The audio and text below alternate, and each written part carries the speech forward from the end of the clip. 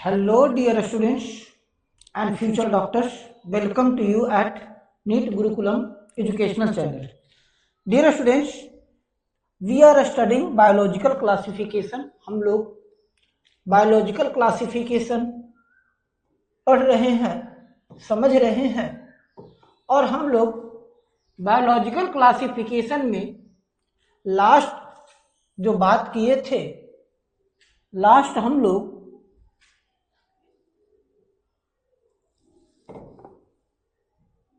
हम लोग फाइकोसाइट्स की बात किए थे। इससे पहले हम लोग फंजाई में है। आज हम लोग बात करेंगे एस्कोमाइसेट्स की बात करेंगे। एस्कोमाइसेट्स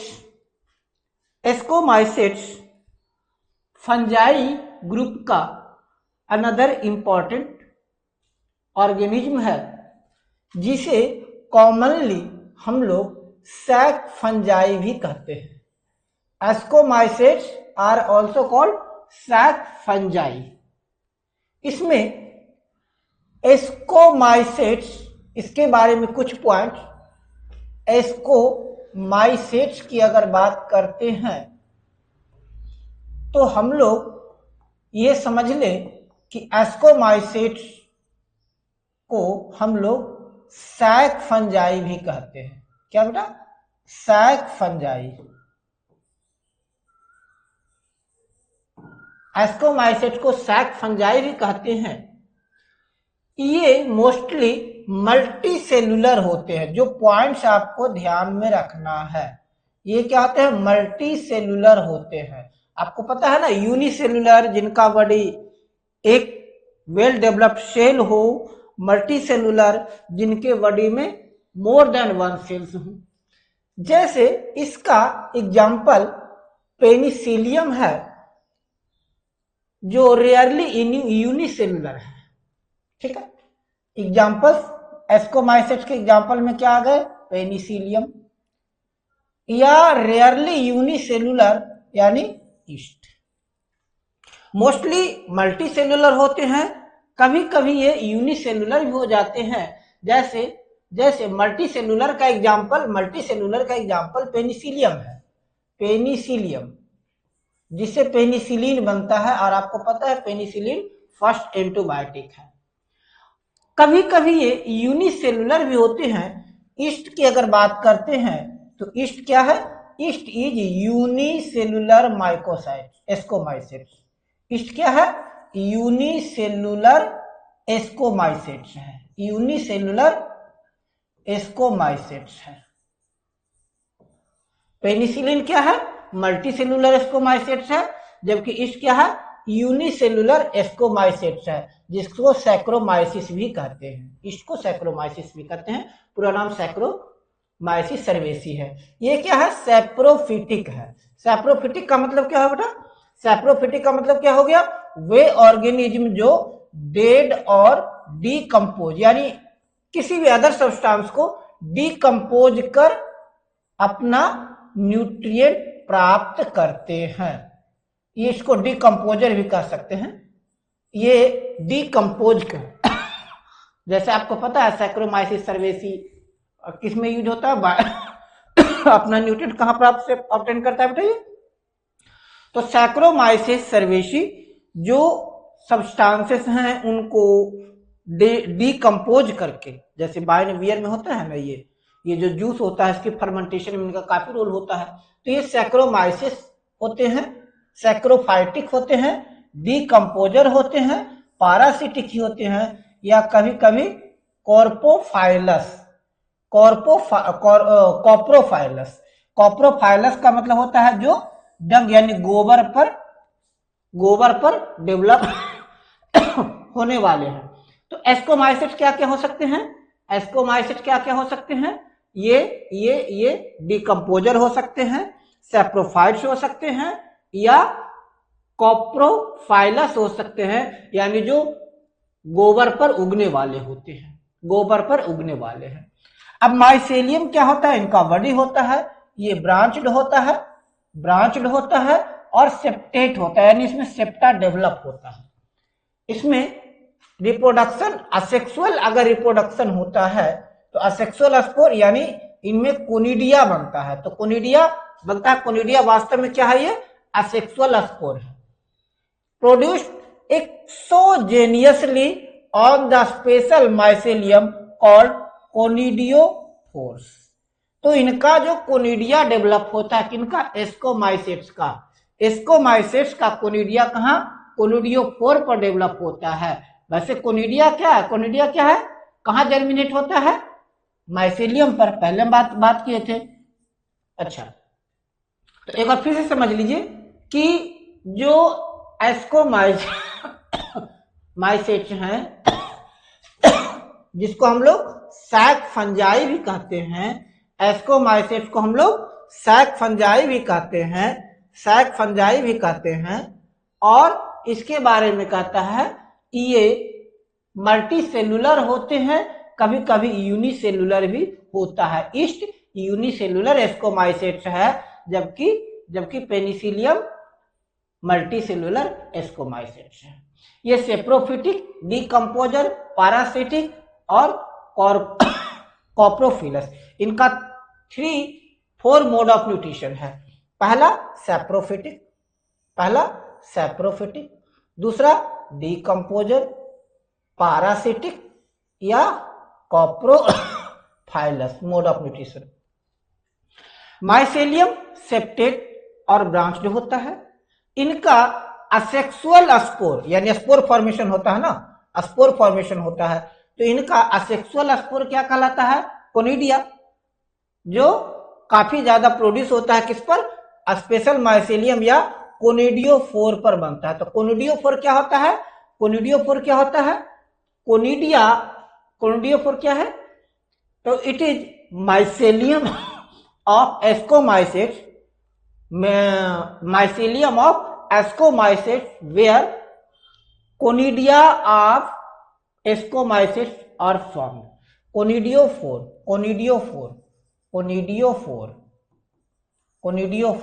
क्या होता है, it is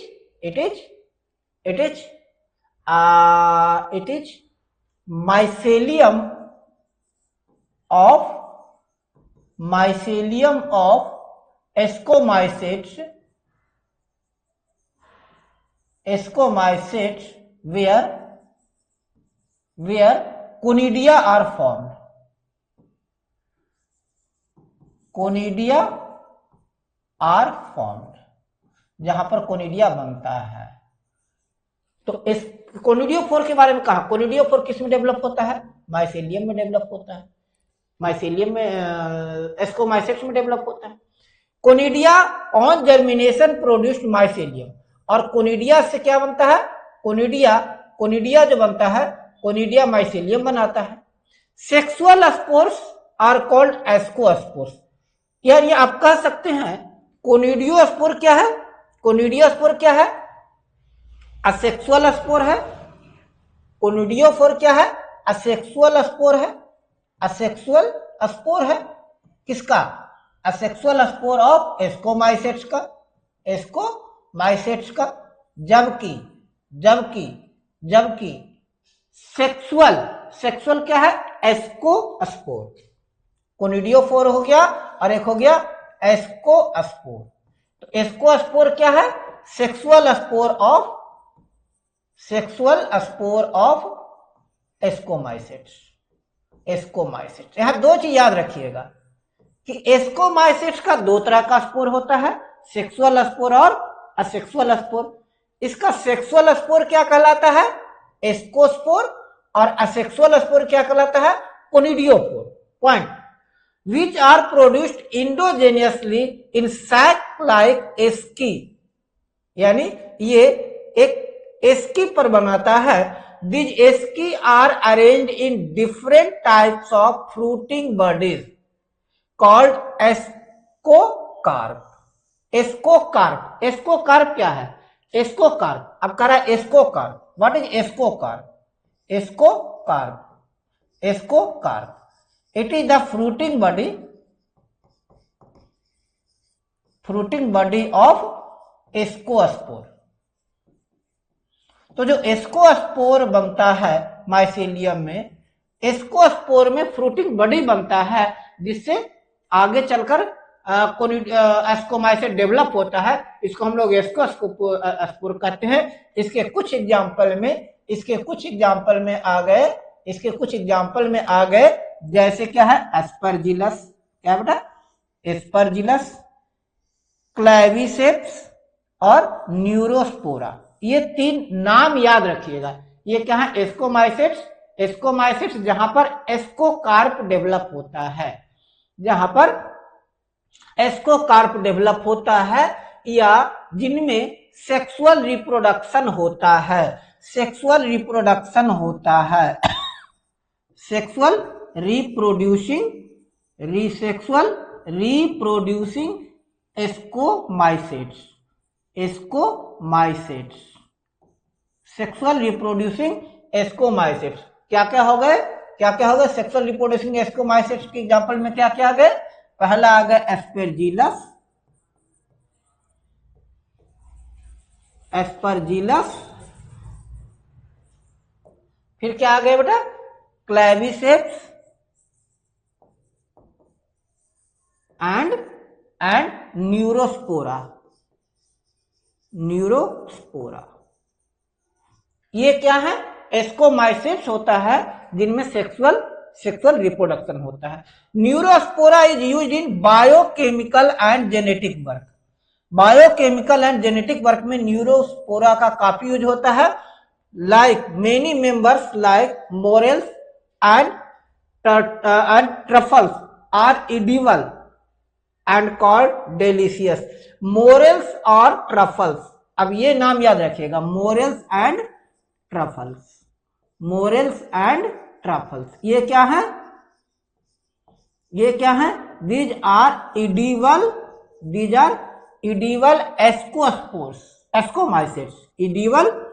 एस्कोमाइसेट्स। ये न्यूट्रिशियस होते हैं, डिलीशियस होते हैं और डिलीशियस होते हैं। चलिए ये हम लोग किसकी बात किए, एस्कोमाइसेट्स की। आगे बात करते हैं। चलिए ये एस्कोमाइसेट्स की बात की हम लोग। चलिए आगे बात करते हैं बेसिडियोमाइसेट्स। अब किनकी बात करेंगे बेटा, बेसिडियोमाइसेट्स की बात करेंगे। बेसिडियोमाइसेट्स किसकी, बेसिडियोमाइसेट्स की बात करेंगे। बेसिडियोमाइसेट्स पर आते हैं। बेसिडियोमाइसेट्स क्या कहता है, commonly known form of basidiomycetes are mushroom, bracket fungi और पफ बॉल्स। मशरूम और पफ बॉल्स ये मोस्ट कॉमन बेसिडियोमाइसेट्स हैं। क्या देखिए, mushroom and bracket fungi, mushroom और ब्रैकेट फंजाई, ये दोनों क्या है, commonly known form of basidiomycetes हैं।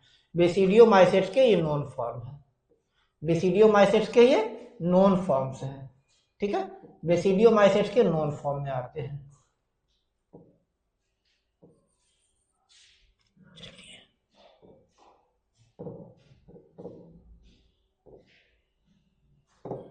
चलिए आगे बढ़ते हैं। क्या कहता है, commonly known form of basidiomycetes mushroom, bracket fungi और पफ बॉल्स। ब्रैकेट फंजाई या पफ बॉल्स आगे इसका कॉमन एग्जांपल है। चलिए आगे क्या कहता है, दे ग्रो इन सॉइल और लॉग्स एंड ट्री स्टम्प्स। कहा, डंप सॉइल जहां पर नमी है, लॉग्स लकड़ियों पर उगते हैं, स्टम्प्स पर ठूंठ पेड़ पर। स्टम्प मतलब वो ऐसा पेड़ जो आप देखिएगा इसमें पत्ते होते सब खत्म हो गई है, स्टम्प पर उगते हैं या फिर सॉइल में। And in living plant bodies as parasites, और ये पैरासाइट्स के रूप में भी ग्रो करते हैं। जैसे पैरासाइट का एग्जांपल क्या है, रस्ट फंजाई। पैरासाइट क्या हो गया, rust and smuts. The mycelium is branch and septate. इसका माइसेलियम देखिए काफी सारा सेप्टेटेड होता है, ब्रांच होता है। ये जैसे ये एग्जांपल पे आइए, तो इनका जो माइसेलियम होता है, यानी इनका जो बॉडी होता है जिस पर ये ग्रो करते हैं, ब्रांच और सेप्टेट होता है, asexual reproduction, asexually reproducible spores are not formed vegetative reproduction, इनमें वेजिटेटिव रिप्रोडक्शन होता है और वो होता है कॉमनली फ्रेगमेंटेशन। इसमें ऐसे तो सेक्सुअल रिप्रोडक्शन होता है, इनमें सेक्सुअल रिप्रोडक्शन होता है, बट अगर असेक्सुअल रिप्रोडक्शन होता भी है तो वो फ्रेगमेंटेशन होता है। और फ्रेगमेंटेशन जैसा कि आपको पता है, फ्रेगमेंटेशन में क्या होता है, ऑर्गेनिज्म का बॉडी 2 या 2 से अधिक पार्ट में डिवाइड हो जाता है और सब नया ऑर्गेनिज्म बना देता है। Sex organs are absent, but इनमें plasmogamy is mode of reproduction by fusion of 2 vegetative और somatic cells of different strain of genotype. इनमें प्लाज्मोगेमी होता है, सेक्स ऑर्गन नहीं होता। सेक्सुअल रिप्रोडक्शन प्लाज्मोगेमी के थ्रू होता है। प्लाज्मोगेमी में जैसा कि आपको पता है ना, प्लाज्मोगेमी में क्या होता है, 2 अपोजिट सेक्स के प्लाज्मा आपस में फ्यूजअप होते हैं और फ्यूजअप होकर नए ऑर्गेनिज्म रिप्रोड्यूस करते हैं। Resultant structure is dikaryotic. Dikaryotic का मतलब क्या हो गया कि 2 अलग अलग टाइप के न्यूक्ली प्रेजेंट रहते हैं, तो इनमें डाइकैरियोटिक होते हैं, जिससे बेसिडियम बनता है। बेसिडियम बनता है, बेसिडियम बनता है। अब एक बार फिर से इनका रिप्रोडक्शन का मतलब समझिए। सेक्सुअल रिप्रोडक्शन होता है तो कैसे है, तो सेक्सुअल रिप्रोडक्शन प्लाज्मोगेमी के थ्रू होता है। सेक्सुअल रिप्रोडक्शन प्लाज्मोगेमी के थ्रू होता है, जिसमें 2 वेजिटेटिव सेल, 2 वेजिटेटिव सेल और जनरेटिव सेल, पता है ना आपको। जनरेटिव सेल जो जिससे सिर्फ रिप्रोडक्शन होता है मोस्टली, तो वो तो हो गया जनरेटिव सेल, जिनको हम लोग वेजिटेबल्स के रूप में नहीं खा सकते, नॉन एडिबल होता है। वेजिटेटिव सेल जो एडिबल पार्ट होता है। तो 2 वेजिटेटिव सेल या 2 सोमैटिक सेल जो अलग अलग जीनोटाइप के हों, आपस में फ्यूजअप होते हैं और फ्यूजअप होकर के डाइकैरियोटिक स्ट्रक्चर बनाता है, और डाइकैरियोटिक स्ट्रक्चर के कारण इनमें फिर बेसिडियम बनता है। कैरियोगेमी एंड मियोसिस, अब कह रहे हैं इनमें karyogamy, karyogamy means fusion of 2 nucleus.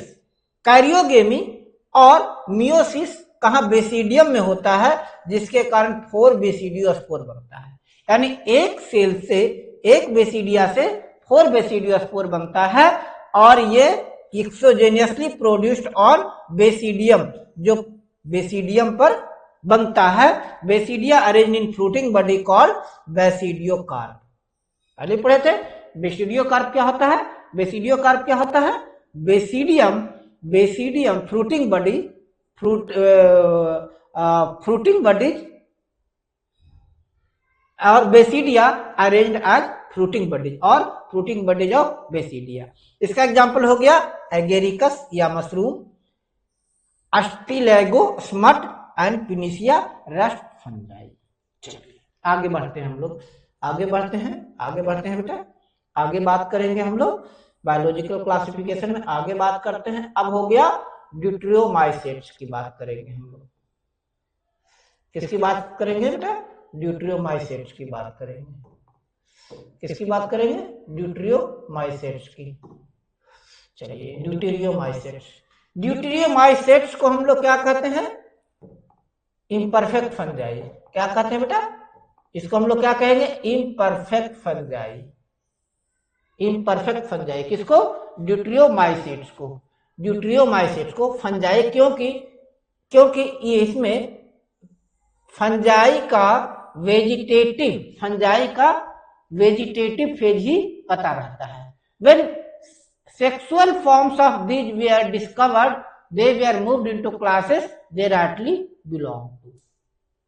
कहता है क्या, ड्यूटेरियोमाइसेट्स को हम लोग इम्परफेक्ट फंजाई कहते हैं क्योंकि इनका सिर्फ वेजिटेटिव फॉर्म ही पता है।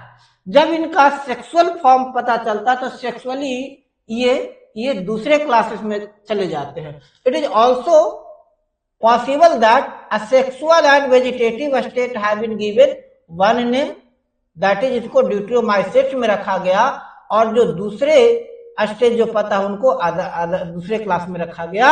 जब लिंकेज इस्टेब्लिश हुआ तो fungi correctly identified and move to deuteromycetes. यानी क्या करता, पॉसिबिलिटी है कि इनमें सेक्सुअल रिप्रोडक्शन भी हो रहा है, असेक्सुअल रिप्रोडक्शन भी हो रहा है।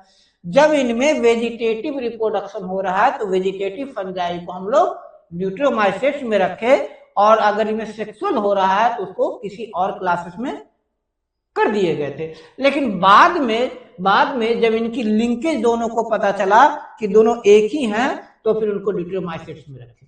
One perfect identified and move one perfect stage of members of deuteromycetes were discovered, they were often moved ascomycetes and basidiomycetes, और फिर इनको दो पार्ट में रखा गया, ड्यूटेरोमाइसेट्स को एस्कोमाइसेट्स और बेसिडियोमाइसेट्स में क्लासिफाई कर दिया गया। इनका असेक्सुअल रिप्रोडक्शन जो होता है, असेक्सुअल रिप्रोड्यूसिबल स्पोर क्या कहलाता है बेटा? कोनिडिया। माइसेलियम सेप्टेट और ब्रांच्ड होता है, इसका सेप्टेट एंड ब्रांच्ड होता है। इसके कुछ मेंबर्स पैरासिटिक होते हैं, जबकि अधिकांश डिकम्पोजर होते हैं और ये मिनरल साइकिलिंग में हेल्प करते हैं। याद रखिएगा, ड्यूटेरोमाइसेट्स मिनरल साइकिलिंग में हेल्प करते हैं। इसका एग्जांपल हो गया अल्टरनेरिया, कॉलेटोट्राइकम एंड इरिकोडर्मा। ये इनके कुछ कॉमन एग्जांपल्स हो गए। ट्राइकोडर्मा इनके एग्जांपल हो गए अल्टरनेरिया, कॉलेटोट्राइकम एंड ट्राइकोडर्मा। देखिए अल्टरनेरिया है ना, ट्राइकोडर्मा, ये क्या है? ये सब क्या है बेटा? ये क्या है? ड्यूटेरोमाइसेट्स के एग्जांपल है। अब हम बात करेंगे प्लांटी की। प्लांटी की बात करते हैं। प्लांटी जो क्या है? Plantae includes all eukaryotic chlorophyll containing organism plant, जिनमें क्लोरोफिल होता है, इनको हम लोग कॉमनली प्लांट्स कहते हैं। प्लांट्स और ग्रुप ऑफ प्लांटी आर क्या है? Eukaryotic chlorophyll containing organism.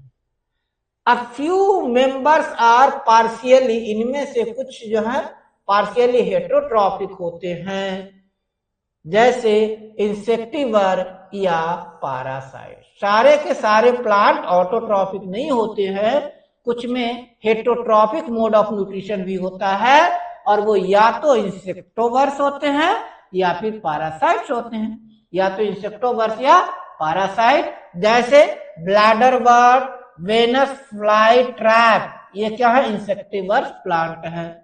Insectivores plant क्या हो गए? याद रखिएगा, ब्लैडर वर्ट और Venus fly trap, they are insectivores plant. जबकि कैस्क्यूटा पैरासिटिक प्लांट है। कैस्क्यूटा जिसको हम लोग किस नाम से जानते हैं? अरे वो चलिए, कैस्क्यूटा ये क्या है? पैरासिटिक प्लांट है। तो पैरासिटिक का मतलब क्या होता है? दूसरे से न्यूट्रिएंट ऑब्टेन करते हैं। Plant cell have eukaryotic structure with prominent chloroplast. इनमें यूकैरियोटिक स्ट्रक्चर होता है, काफी सारा क्लोरोप्लास्ट होता है। सेल वॉल सेलुलोज का बना होता है, इनका सेल वॉल सेलुलोज का बना होता है। इनमें क्लोरोप्लास्ट पाया जाता है, यानी क्लोरोप्लास्ट होता है। क्लोरोप्लास्ट क्या होता है? Chlorophyll containing cell structure.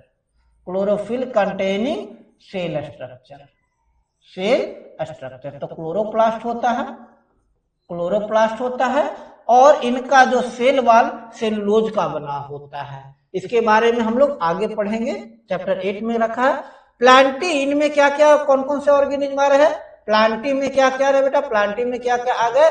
तो आपके प्लांटी में आ गए अलगी, ब्रायोफाइट्स, टेरिडोफाइट्स, जिम्नोस्पर्म और एंजियोस्पर्म। प्लांटी में क्या क्या?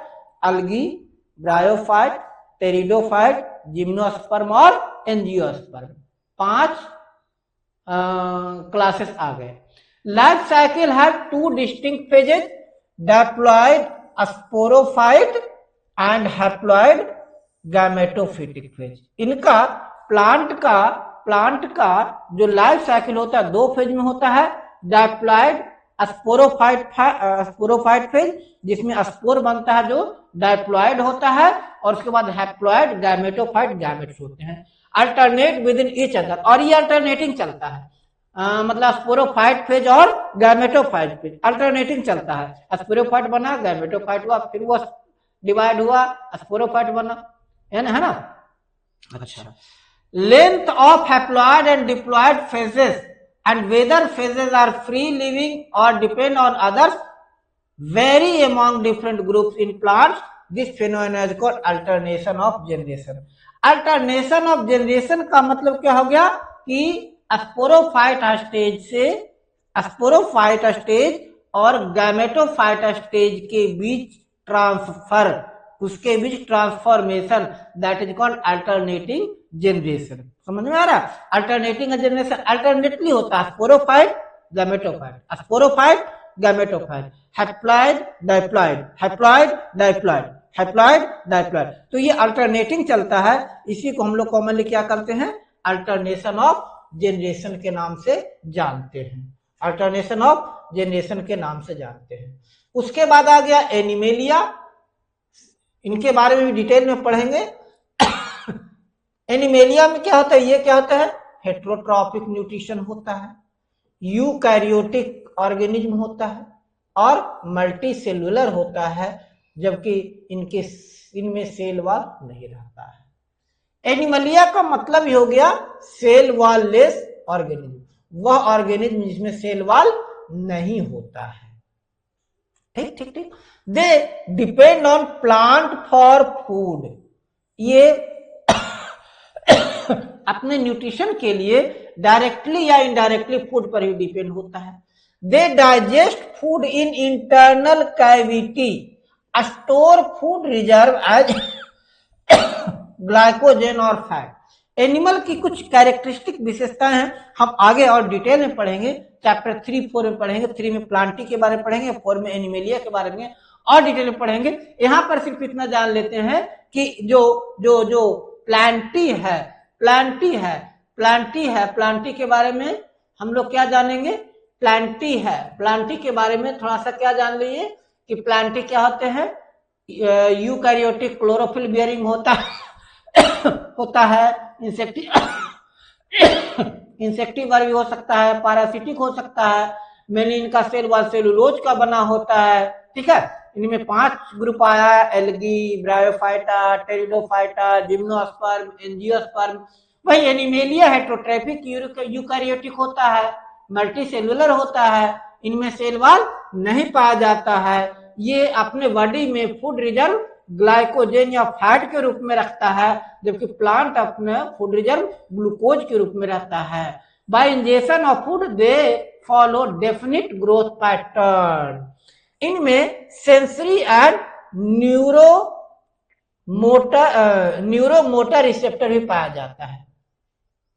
इनमें सेंसरी ऑर्गन, सेंस ऑर्गन्स भी होता है और न्यूरोमोटर मैकेनिज्म भी पाया जाता है।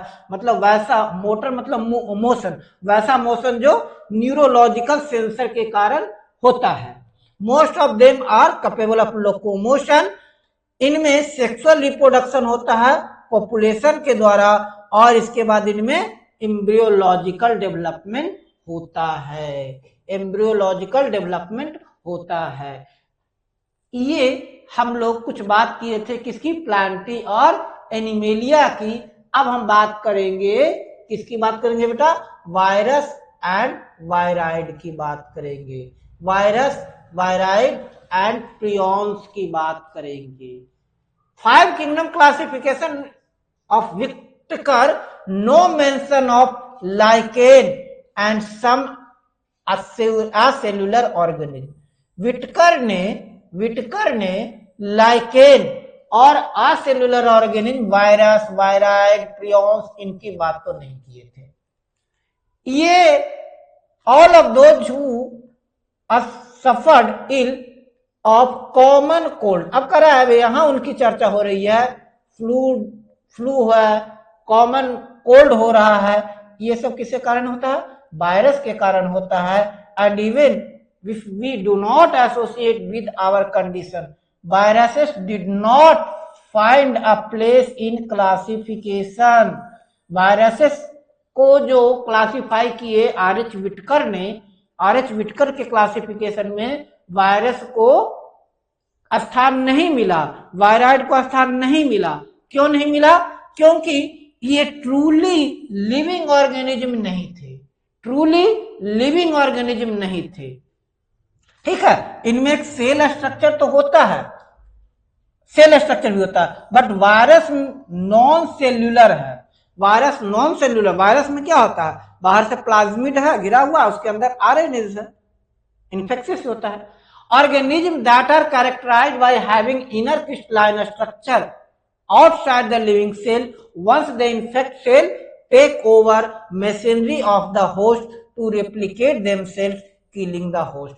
यानी क्या कहता है, क्या कहता है, क्या कहता है कि अगर ये बाहर हैं तो इनके बाहर क्रिस्टलाइन स्ट्रक्चर होता है, ये इनर्ट क्रिस्टलाइन स्ट्रक्चर में पैक्ड रहते हैं, इनएक्टिव फॉर्म में रहते हैं, डेड फॉर्म में रहते हैं। एक बार जब ये इन्फेक्ट कर देते हैं, एक बार जब किसी ऑर्गेनिज्म को इन्फेक्ट कर देते हैं तो फिर ये होस्ट सेल में, होस्ट सेल के मैकेनिज्म से रेप्लिकेट होते हैं और कई बार ये होस्ट को किल भी कर देते हैं। यानी ये जिस सेल में इंटर करते हैं उस सेल को ये क्या कर देते हैं, किल कर देते हैं, उस सेल को ये डिस्ट्रॉय कर देते हैं और वहां से अपना न्यूट्रिएंट ऑब्टेन करते हैं। अब वायरस के बारे की जब बात आ ही गई तो वायरस का मतलब क्या होता है, वेनम और पॉइजनस फ्लूइड। वायरस का मतलब क्या हो गया, वेनस और पॉइजनस फ्लूइड। ठीक है, वायरस या poisonous fluid. Dmitry Ivanovsky recognized certain microbes as causal organism of mosaic disease of tobacco। ये TMV है, टोबैको मोजाइक डिजीज पहला डिस्कवर्ड वायरस था जिसने इवानोस्की ने 1892 में डिस्कवर किया था।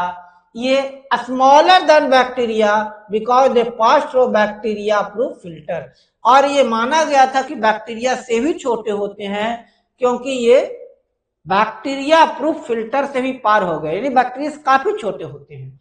देख लीजिए, देख लीजिए, इनका पिच ऊपर या तो 40 एंगस्ट्रम का है, फिर पिच कितना है 23 एंगस्ट्रम का है, यानी बहुत छोटा है, बहुत छोटे होते हैं, ये बैक्टीरिया फिल्टर को भी क्रॉस कर जाते हैं। M.W. Wozniak demonstrated that extract of infectious plant of tobacco cause infection in healthy plants and named new pathogen virus। वेजरनिक ने इनका नाम वायरस रखा क्योंकि इन्होंने ये डेमोन्स्ट्रेट किया, ये दिखाया कि इन्फेक्टेड टोबैको प्लांट जो है, इन्फेक्टेड टोबैको प्लांट का एक्सट्रैक्ट निकाला, जूस निकाला, रस निकाला, उनसे लिक्विड फ्लूइड निकाला और उस फ्लूइड को जब हेल्दी टोबैको प्लांट में इन्फ्यूज किया तो वो पैथोजन उसमें चले गए। इसीलिए वायरस को क्या कहा गया, फ्लूइड एज कॉन्टेजियम विवियम फ्लूइडम और इन्फेक्शियस लिविंग फ्लूइड, वायरस को इन्फेक्शियस लिविंग फ्लूइड। अब देखिए यहां पर 3 बायोलॉजिस्ट का नाम याद रखिएगा, दमित्री इवानोस्की, इन्होंने कॉजुअल ऑर्गेनिज्म, टोबैको के कॉजुअल ऑर्गेनिज्म के रूप में पहले मोजाइक वायरस को इन्होंने रिकॉग्नाइज किया। वेजरनिक ने क्या किया, वेजरनिक ने इन्हें इन्फेक्शियस लिविंग फ्लूइड कहा, जबकि W.M. स्टैनली ने कहा कि ये क्रिस्टलाइज फेज भी होता है, crystal consist of largely of protein. तो they have inert outside their specific portion, viruses are obligate parasite। एक बात देखिए, पहला पॉइंट क्या याद रखिएगा कि टोबैको मोजाइक वायरस को सबसे पहले किसने रिकॉग्नाइज किया था, इवानोस्की ने। वेजरनिक ने वायरस को विवियम फ्लूइड कहा, इन्फेक्शियस लिविंग फ्लूइड कहा, जबकि स्टैनली ने इसे ऑब्लिगेट पैरासाइट कहा। 3 नाम याद रखिएगा। मैच में आपको मैच द फॉलोइंग में आपसे पूछा जा सकता है, मैच द फॉलोइंग में पूछा जा सकता है, तो वहां पर आपको 3 नाम क्या क्या याद रखना है बेटा? Ivanowsky as TMB virus as disease causing micro, Beijerinck infectious living sorry living fluid, और Stanley obligate parasite, Stanley obligate parasite. अब कह रहा है क्या, वायरस में प्रोटीन तो होता ही है, प्रोटीन के साथ साथ जेनेटिक मटेरियल भी होता है। Virus contain protein along with genetic material, along with genetic material, protein भी होता है, जेनेटिक मटेरियल भी होता है, और जेनेटिक मटेरियल RNA भी हो सकते हैं और DNA भी हो सकते हैं। या तो RNA होगा या DNA, किसी भी वायरस में RNA और DNA एक साथ नहीं रहेगा। अब इसमें आपको मल्टी स्टेटमेंट में पूछा जा सकता है which of the following is correct. Statement one, RNA is genetic material of virus. Statement 2, a virus is a nucleoprotein that contain infectious genetic material. अब which of the following is correct? तो first statement गलत है। क्यों गलत है? क्योंकि viruses contain both either DNA और RNA as genetic material. उनमें जेनेटिक मटेरियल के रूप में DNA भी हो सकता है और RNA भी हो सकता है। वायरस एक न्यूक्लियो प्रोटीन है, virus is a nucleo protein है, न्यूक्लियस में पाया जाने वाला प्रोटीन, और infectious genetic material. In general, virus that infect plants have single-stranded RNA. Virus that infect animals are single or double-stranded RNA और double-stranded DNA. एक चीज जान लीजिए, अगर SSRNA ये क्या है?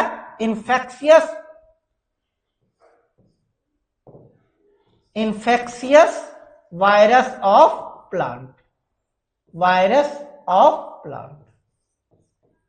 जबकि SSRNA DS यानी डबल स्टैंडर्ड RNA DNA ये तीनों के तीनों क्या है? Infectious virus of animals. तो जो एनिमल को इन्फेक्ट करने वाला वायरस है वो सिंगल स्टैंडर्ड RNA हो सकता है, डबल स्टैंडर्ड RNA हो सकता है, या फिर DNA हो सकता है, डबल स्टैंडर्ड DNA हो सकता है। DNA तो सिंगल स्टैंडर्ड हो ही नहीं सकता ना, DNA हमेशा डबल स्टैंडर्ड होता है। RNA हो सकता है सिंगल स्टैंडर्ड RNA या फिर डबल स्टैंडर्ड RNA। बैक्टीरियोफेगेज और bacterial viruses that are usually double standard DNA virus. Bacteriophage क्या होता है? वह बैक्टीरिया वायरस जो बैक्टीरिया को इन्फेक्ट करता है, ये हमेशा डबल स्टैंडर्ड DNA होता है। वायरस के बाहर एक प्रोटीनियस कोट होता है, जिसको हम लोग क्या कहते हैं? कैप्सिड किसी का बना होता है? कैप्सोमेयर का बना होता है। कैप्सिड किसका बना होता है? कैप्सोमेयर का बना होता है। यहाँ ये हो गया कैप्सिड। आउटर कोट क्या है? ये हो गया कैप्सिड। ये है कैप्सिड, ये जो पूरा है ये सब कैप्सिड है ना? क्या है ये? कैप्सिड है। और कैप्सिड का यूनिट क्या कहलाता है? कैप्सोमेयर। क्या कहलाता है बेटा? कैप्सोमेयर। चलिए यहाँ जाइए, यहाँ जाइए, आगे बात करते हैं। तो कह रहा है क्या, in addition to protein viruses में क्या होता है, जेनेटिक मटेरियल होता है, वायरस में जेनेटिक मटेरियल और प्रोटीन होता है। किसी भी वायरस में डीएनए और आरएनए दोनों नहीं हो सकता है, वायरस में या तो डीएनए होगा या फिर आरएनए होगा। अब या तो जो प्लांट का जो वायरस है वो सिंगल स्ट्रैंडेड आरएनए होगा, जबकि एनिमल का जो वायरस होगा, एनिमल को इन्फेक्ट करने वाला जो वायरस होगा वो सिंगल स्ट्रैंडेड आरएनए हो सकता है, डबल स्ट्रैंडेड आरएनए हो सकता है, या डबल स्ट्रैंडेड डीएनए हो सकता है। बैक्टीरियोफेग वायरस या कहिए बैक्टीरियल जो वायरस होता है, bacteriophage virus that infected bacteria, ये actually double stranded DNA virus होता है। उसका प्रोटीन कोड को क्या कहते हैं हम लोग, कैप्सिड कहते हैं, जो कैप्सोमेयर का बना होता है, और ये न्यूक्लिक एसिड को प्रोटेक्ट करता है। तो कह देंगे कैप्सिड, कैप्सिड क्या है, कैप्सिड क्या है, कैप्सिड क्या है, protein coat of virus. Capsid क्या है बेटा, protein coat of virus, capsid protein coat of virus. अच्छा, कैप्सोमेयर क्या है, कैप्सोमेयर क्या है, structural unit of, structural unit of क्या है बेटा, it is the structural unit of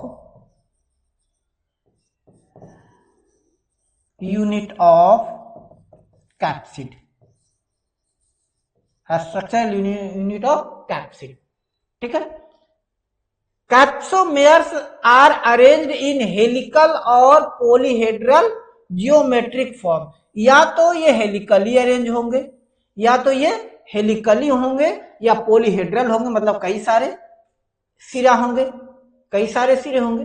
helical यानी ऐसे, या तो ऐसे होगा, या फिर पॉलीहेड्रल, जैसे देखिए पॉलीहेड्रल है।